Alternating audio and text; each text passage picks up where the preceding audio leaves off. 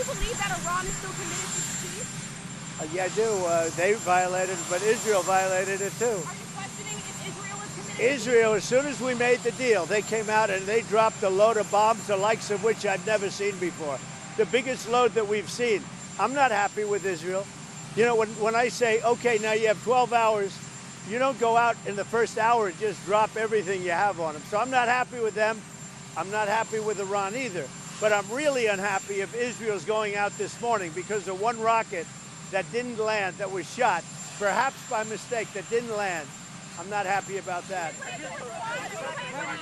You know what? We basically have two countries that have been fighting so long and so hard that they don't know what the fuck they're doing. Do you understand that?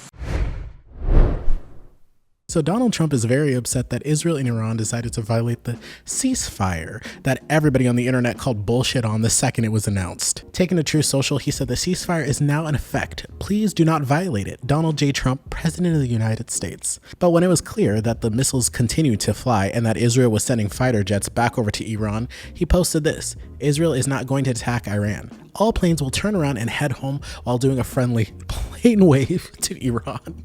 Nobody will be hurt. The ceasefire is in effect. Thank you for your attention to this matter. Donald J. Trump, President of the United States. I hate how he always says, thank you for your attention to this matter.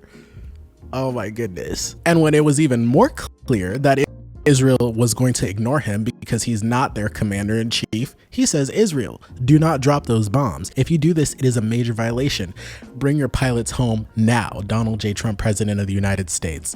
Once again, you're not their commander-in-chief. This dude is like literally a complete fraud. He claimed that Iran agreed to halt all military activity followed by Israel. He even gave the conflict a name, the 12-day war, and declared it over. But then came all the responses. Iran's foreign minister flat out denied it, pretty much saying, quote, no agreement on any ceasefire, and then made it clear they would only stop if Israel stopped first. And Israel, they gave them more we'll see kind of answer, saying they'd comply as long as Iran held up its end. But here's the thing, literally just hours after that whole announcement that the ceasefire was in effect and everything, both sides went back at it, and that's why he this morning was pretty much saying that these are two countries that don't know what they're doing. There were more strikes, more missiles, more tension. He later blasted both of them, as you guys saw in the clip in the beginning. They don't know what the fuck they're doing. For breaking the so-called ceasefire, but insisted the truce was still alive.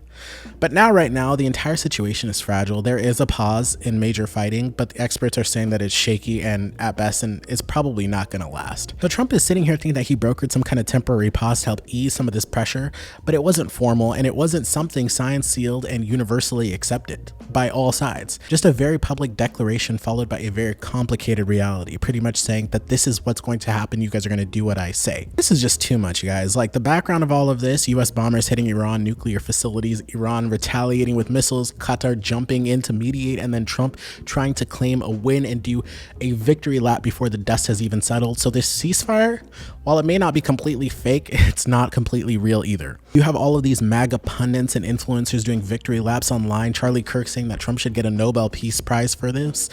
How are you going to get a Nobel Peace Prize for fixing an issue that you helped cause? The US greenlit Israel bombing Iran almost 2 weeks ago, and Iran retaliated. That's what happens.